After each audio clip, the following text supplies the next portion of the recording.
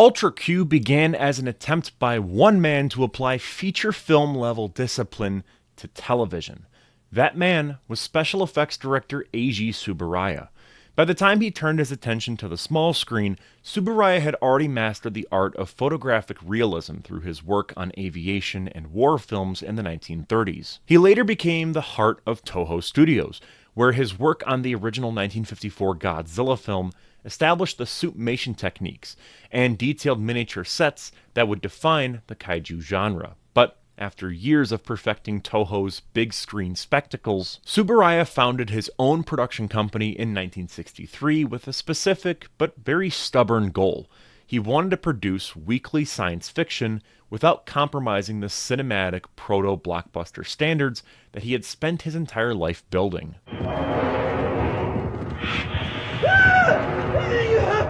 The project was originally titled Unbalance, and early on it leaned toward the eerie, anthology-style storytelling of American shows like The Twilight Zone or The Outer Limits. The focus wasn't on giant monster brawls, but rather strange disruptions of reality and a quiet sense of unease.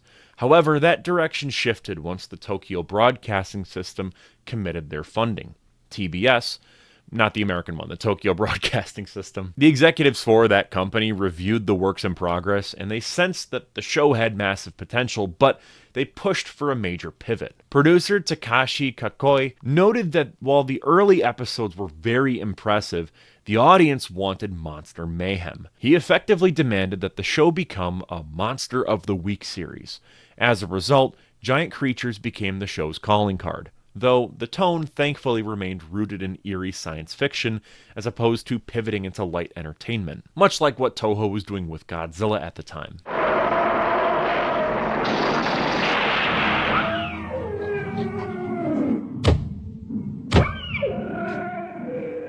This ambition pushed Japanese television into completely unfamiliar territory. Tsuburaya insisted on shooting on 35mm film, a choice that maintained feature film quality but immediately strained the budget.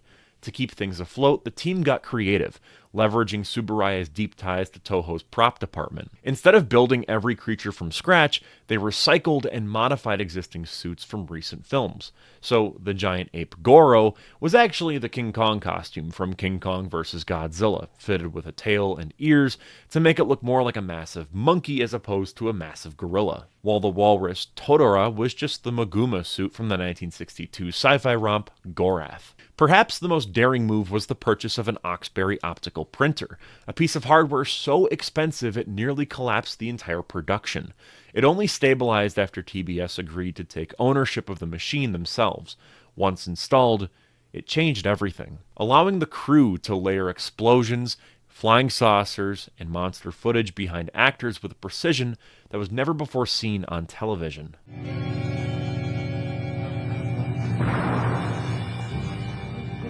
And trust me, they utilized every single trick in the book, like high-speed filming to give miniatures a sense of crushing weight, and even stop motion.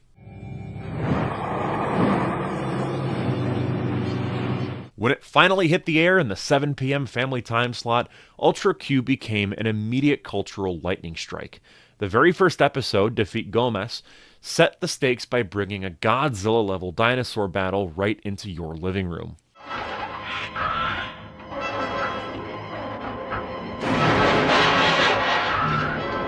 Throughout the winter and spring of 1966, the show pulled in massive ratings, and it was the spark for what critics called the first monster boom of Japanese TV.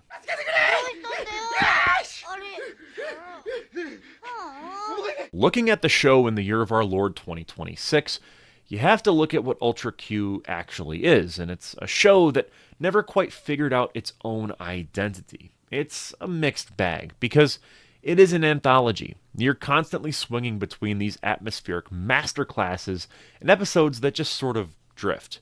Some of them feel so thin and underwritten that you wonder if they even had a finished script before the camera started rolling, but when it works because it chooses patience over everything else.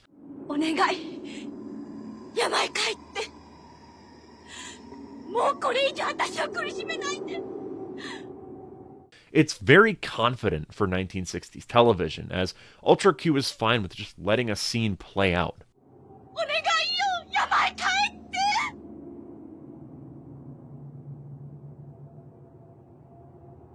It'll spend a good chunk of the runtime on a quiet conversation in a laboratory or a shot of a rural landscape just to let the dread accumulate. It treats the monsters like catalysts for a specific mood rather than just giant action figures for even bigger set pieces.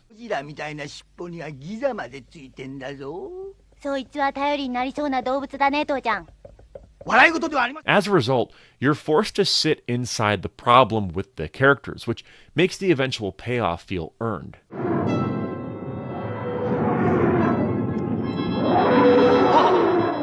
I think that moodiness is really where the show shines, especially when it taps into that post-war anxiety that was still hanging over Japan in the mid-60s. Everything was growing so fast, with industry and technology, urban expansion, and Ultra Q feels like a direct response to that ego. There's this recurring theme that nature is just waiting for humanity as a whole to screw up so it can reclaim the Earth.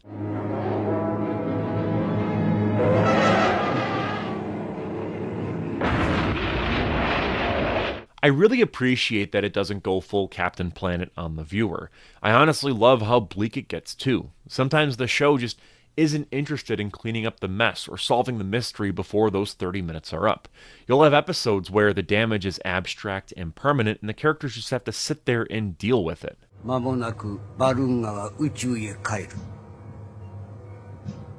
Eh?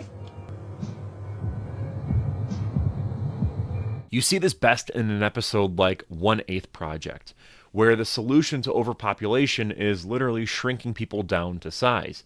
It's a premise that starts as sci-fi and ends as a total existential nightmare.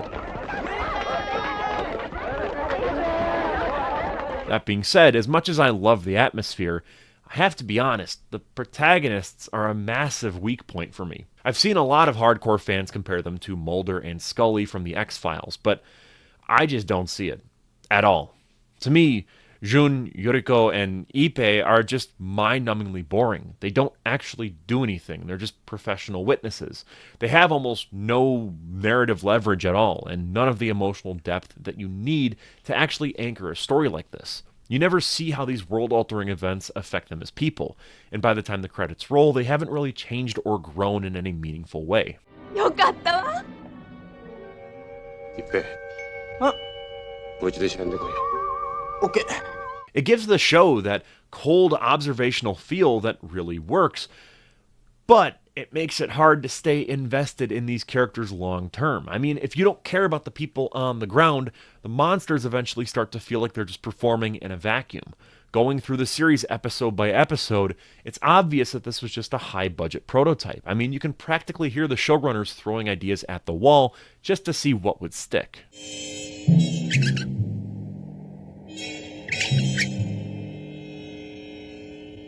The experimental energy is what gives us those incredible highs, but it's also the reason why we're stuck with so many stinkers.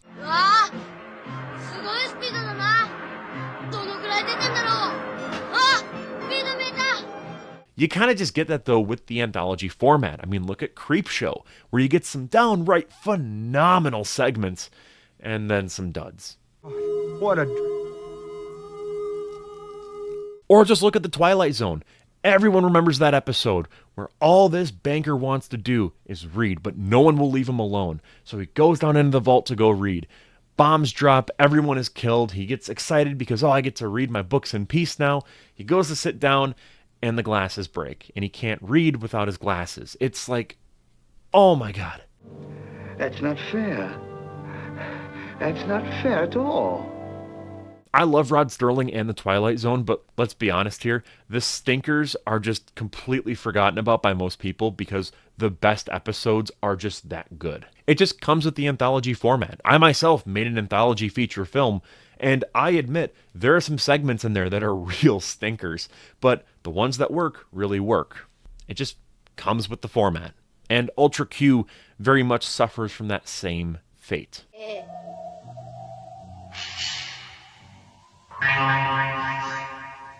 Brilliant.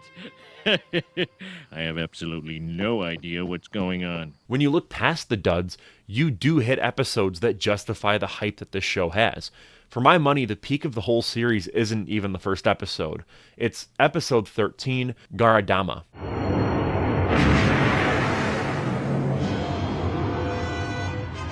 The miniature work in that one is just incredible. I mean, look at this. The detail is immaculate. Honestly, I'd go as far as to say the special effects here top anything that Hollywood was doing across the pond at the time. When you remember that Eiji Tsuburaya was personally helming this project, it makes total sense. Garadama works because it understands scale in a way that 1960s television usually didn't even attempt because they couldn't.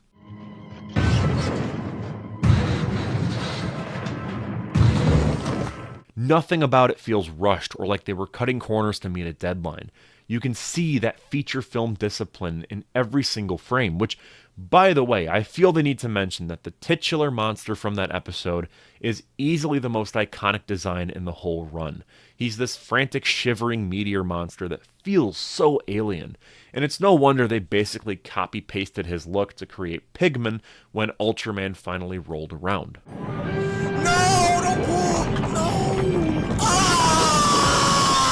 Tsuburaya treated the illusion with total seriousness. His push for 35mm film really changed the look of the series. Most TV at that time just felt thin and cheap, but Ultra Q had a grit to it.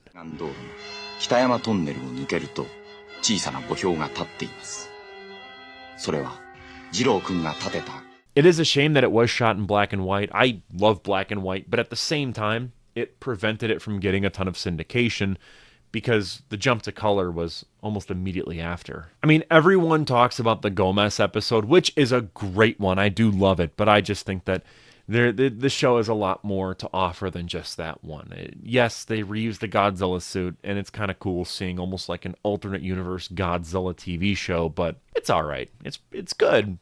It's not great. I prefer a lot of the other episodes here. And that kind of brings me to my next point. If it weren't for the direct DNA that it shares with Godzilla and Ultraman, I think Ultra Q would probably just be remembered as a weird, ambitious experiment that never quite found its footing. But the show earns its legacy through sheer craftsmanship. When the stars finally align, it creates a sense of unease that really sticks with you way longer than any of my gripes about the boring characters. It's a perfect snapshot of a time when the rules of Japanese TV were still being written. It just needed a bit more focus. And eventually, a red and silver superhero to finally nail the formula that audiences didn't even know that they were waiting for.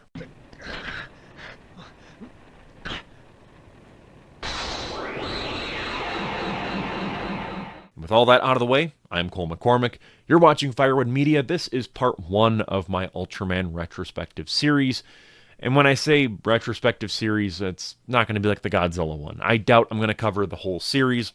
If I do, I guess I'm wrong. But I really have no intention of doing that at the minute. I'd like to just kind of cover the first couple entries in the franchise, some of the movies, and we'll see where it takes us from there. Next up, I'll be diving into the original Ultraman series and breaking down how it expands on Ultra Q's ideas while reshaping the format into something even more iconic. That won't be out for a while. This video took me a bit to make, which I know it's not crazy long, but I did have to watch a ton of TV to get to this point, so Ultraman, it's going to be a bit too. You gotta wait. Sorry. Still, if you want to follow along as this series unfolds, consider becoming a channel member. Members get early access to videos before they go public. You also get access to members-only uploads, and you get your name featured in the credits of our original films and videos just like this.